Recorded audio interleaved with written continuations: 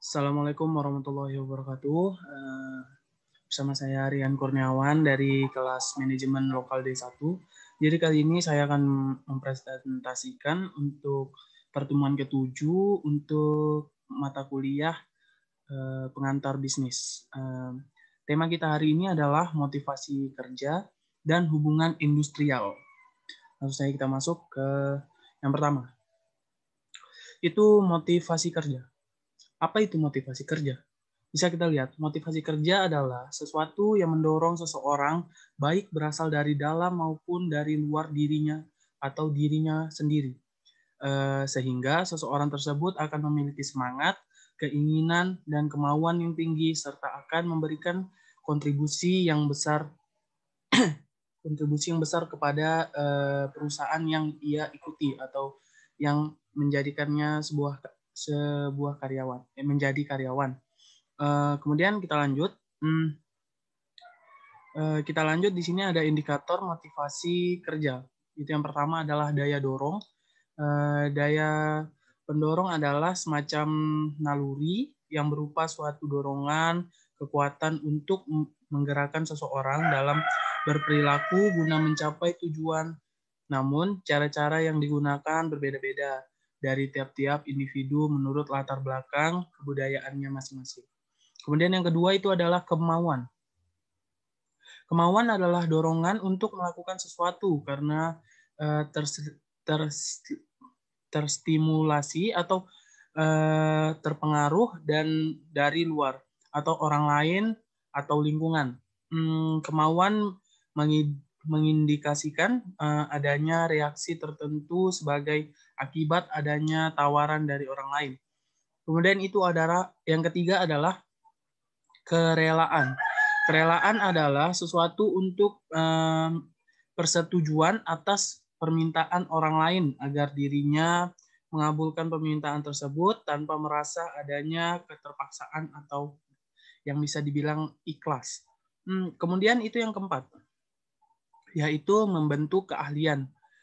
Membentuk keahlian adalah proses penciptaan atau pembentukan, proses pengubahan kemahiran seseorang dalam suatu bidang ilmu tertentu. Kemudian ini yang kelima, yaitu melatih keterampilan. Keterampilan adalah kemampuan seseorang dalam melakukan pola-pola tingkah laku yang kompleks dan sesuai atau tersusun rapi secara mulus dan sesuai dengan keadaan untuk mencapai hasil atau prestasi tertentu. Kemudian itu yang keenam adalah tanggung jawab. Tanggung jawab itu berarti sesuatu atau akibat lebih lanjut dari pelaksanaan peranan baik berupa hak dan kewajiban ataupun kekuasaan.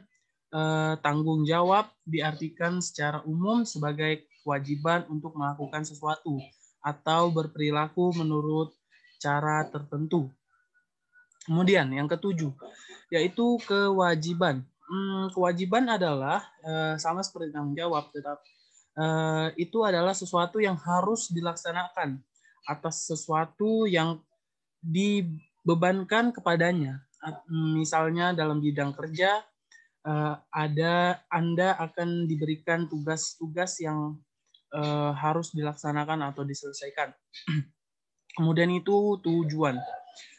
Tujuan merujuk pada pernyataan tentang keadaan yang menginginkan di mana perusahaan bermaksud untuk mewujudkan dan sebagai pernyataan tentang keadaan di waktu yang akan datang, di mana organisasi sebagai kolektivitas mencoba untuk menimbulkannya.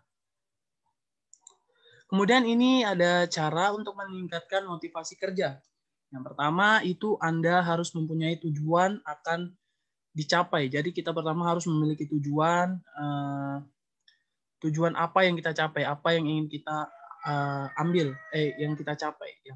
Kemudian itu yang kedua ada berpikir positif dan bersyukur. Jadi kita harus selalu berpikiran positif dan juga selalu bersyukur akan hasil yang telah kita capai. Kemudian itu yang ketiga itu beri penghargaan pada diri sendiri. Ya, seperti misalkan kita sudah mendapatkannya, kita harus refreshing agar tubuh kita rileks dan ya untuk sekaligus beristirahat. Kemudian itu ada yang keempat, itu cintai pekerjaan Anda. Ya, ada yang pepatah mengatakan bahwa seperti belajar, kita harus mencintai gurunya, lambat laun kita akan mencintai pelajarannya. Seperti itu juga bekerja, ketika kita mencintai pekerjaan, itu tidak akan menjadi beban, tetapi akan menjadi mungkin akan berjalan lancar tanpa ada hambatan. Kemudian itu jangan takut dan jangan ragu. Kita harus percaya diri dan selalu maju tanpa takut dan ragu. Tetapi kita juga harus melihat resiko yang kita hadapi. Kemudian di sini ada hubungan industrial. Kita masuk ke poin yang kedua. Hubungan industrial itu adalah hubungan semua pihak yang terkait atau berkepentingan atas proses produksi barang atau jasa di suatu perusahaan. Pihak yang berkepentingan dalam setiap perusahaan atau stakeholders perusahaan atau pemegang saham yang sehari-hari diwakili oleh pihak manajemen. Oke. Kemudian ini ada pihak yang berkepentingan dalam perusahaan, dalam setiap perusahaan. Ini seperti yang tadi, itu ada stakeholders. Itu yang pertama itu ada pengusaha atau pemegang saham yang sehari-hari diwakili oleh pihak-pihak manajemen. Yang kedua adalah para pekerja atau buruh dan serikat pekerja atau serikat buruh. Yang ketiga ada spiller atau perusahaan pemasok. Supplier, maksud saya supplier atau perusahaan pemasok. Kemudian yang keempat itu adalah konsumen atau para pengguna produk atau jasa. Yang kelima yaitu perusahaan pengguna. Yang keenam adalah masyarakat sekitar. Yang ketujuh adalah pemerintahan. Selain dari stakeholders, ada juga yang di luar stakeholders, yaitu ada para konsultan, hubungan industrial, atau pengacara. Yang kedua adalah para arbitrator, konsiliator, mediator, dan akademisi. Kemudian yang ketiga itu adalah hakim-hakim pengadilan hubungan industrial. Ya, setelah tadi kita stakeholders, kita akan membahas stakeholders. Apa itu stakeholders? Stakeholders adalah pihak pemangku kepentingan atau beberapa kelompok orang yang memiliki kepentingan di dalam perusahaan yang dapat mempengaruhi atau dipengaruhi oleh tindak dari bisnis secara keseluruhan. Kemudian di sini ada prinsip-prinsip hubungan industrial. Panyaman J. Simanjuntak pada 2009 menjelaskan beberapa prinsip dan hubungan industrial, yaitu salah satunya itu adalah kepentingan bersama atau pengusaha, pekerja atau buruh, masyarakat, dan pemerintah. Yang kedua yaitu kemitraan yang saling menguntungkan, pekerja atau buruh dan pengusaha sebagai mitra yang saling bergantung dan membutuhkan. Yang ketiga itu adalah hubungan fungsional dan berbagai tugas dan pembagian tugas. Kemudian itu ada kekeluargaan. Yang kelima itu adalah menciptakan ketenangan perusahaan dan ketentraman bekerja. Kemudian itu ada peningkatan produktivitas dan yang terakhir ada peningkatan kesejahteraan bersama.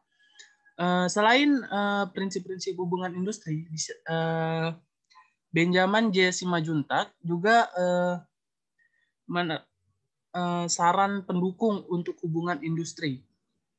Sama dari Benjamin J. Simanjuntak pada 2009 menyebutkan sarana-sarana pendukung hubungan industrial. Yang pertama itu adalah serikat pekerja atau buruh, yang kedua organisasi pengusaha, yang ketiga adalah lembaga kerjasama bipartit atau LKS bipartit, yang keempat ada lembaga kerjasama tripartit atau LKS tripartit. Kemudian ada peraturan perusahaan, dilanjutkan dengan perjanjian kerja bersama atau PKB, dan peraturan perundang-undangan ketenagakerjaan, dan juga lembaga penyelesaian perselisihan hubungan industrial. Kemudian di sini ada perjanjian kerja bersama atau PKB. Perjanjian kerja bersama atau disingkat PKB merupakan pijakan karyawan dalam menorehkan prestasi yang pada gilirannya akan berujung kepada kinerja korporat dan kesejahteraan karyawan. Jadi PKB memang penting bagi perusahaan maupun hubungan kerja senantiasa terjadi di masyarakat, baik secara formal maupun informal, dan semakin intensif di dalam masyarakat modern. Di dalam hubungan bekerja memiliki potensi timbulnya perbedaan pendapat atau bahkan konflik. Untuk mencegah timbulnya akibat yang lebih buruk, maka perlu adanya pengaturan di dalam hubungan kerja ini dalam bentuk PKB. Dalam prakteknya, persyaratan kerja diatur dalam bentuk perjanjian kerja yang sifatnya perorangan. Mungkin itu saja yang bisa saya sampaikan atau bisa saya jelaskan tentang motivasi kerja dan